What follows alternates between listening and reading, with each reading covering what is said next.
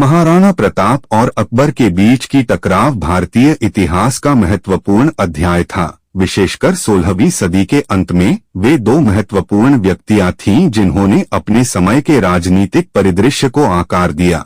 यहाँ उनके पृष्ठभूमि और उनके बीच के संघर्षों का एक संक्षेपण दिया गया है। महाराणा प्रताप सिंह एक राजपूत योद्धा थे और मेवाड़ के शासक थे, जो आजकल के राजस्थान, भारत में आता था। उन्हें मुगल साम्राज्य के खिलाफ अपने जड़ी बूटी राज्य की स्वतंत्रता की रक्षा के लिए उनके प्रतिष्ठान और संकल्प के लिए याद किया जाता है। महाराणा प्रताप को 1576 में हल्दी घाटी की लड़ाई के लिए सबसे अधिक याद किया जाता है, जहां उन्होंने मुगल सम्राट अकबर के सेना का सामना किया, जिसका कमांड उनके जनरल राजा मान सिंह ने किया। हल्दी घाटी पर हार के बावजूद महाराणा प्रताप ने अकबर के प्रति अपना युद्ध जारी रखा और अरावली पहाड़ियों के कठिन इलाके से मेवाड़ की स्वायत्तता की रक्षा की। उनकी वीरता और राजपूताना की परंपराओं और स्वतंत्रता के प्रति उनके अक्षम्य समर्पण के लिए उनकी विरासत को महत्वपूर्ण रूप से मनाया जाता है। अकबर मुगल साम्राज्य के तीसरे सम्राट थे, जिन्होंने 1556 से 1605 तक शासन किया।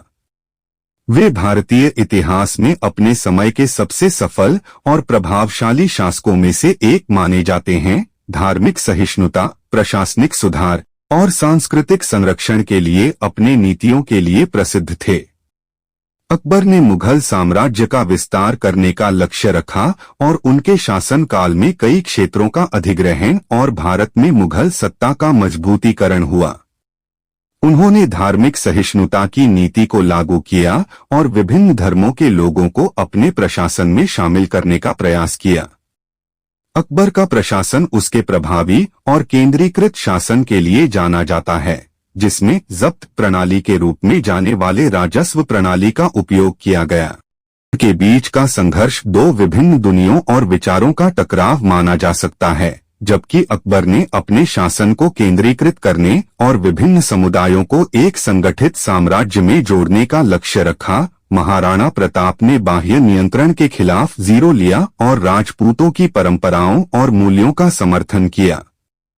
आखिरकार, हालांकि महाराणा प्रताप अपने जीवन काल में मेवाड़ का पूर्ण नियंत्रण पुनः प्राप्त नहीं कर सके, उनकी विरासत एक महत्वपूर्ण हिस्सा बनी है, जिसे एक राजपूत वीरता और मुगल साम्राज्य के खिलाफ विरोध के प्रतीक के रूप में याद किया जाता है। वहीं अकबर को भारत के सबसे प्रभावशाली और ज्ञानी शासकों में से एक के रूप में याद किया जाता है, जिन्होंने धार्मिक सामंजस्य को बढ़ावा देने और उनके प्रशासनिक नवाचारों को प्रोत्साहित करने के प्रयास किए।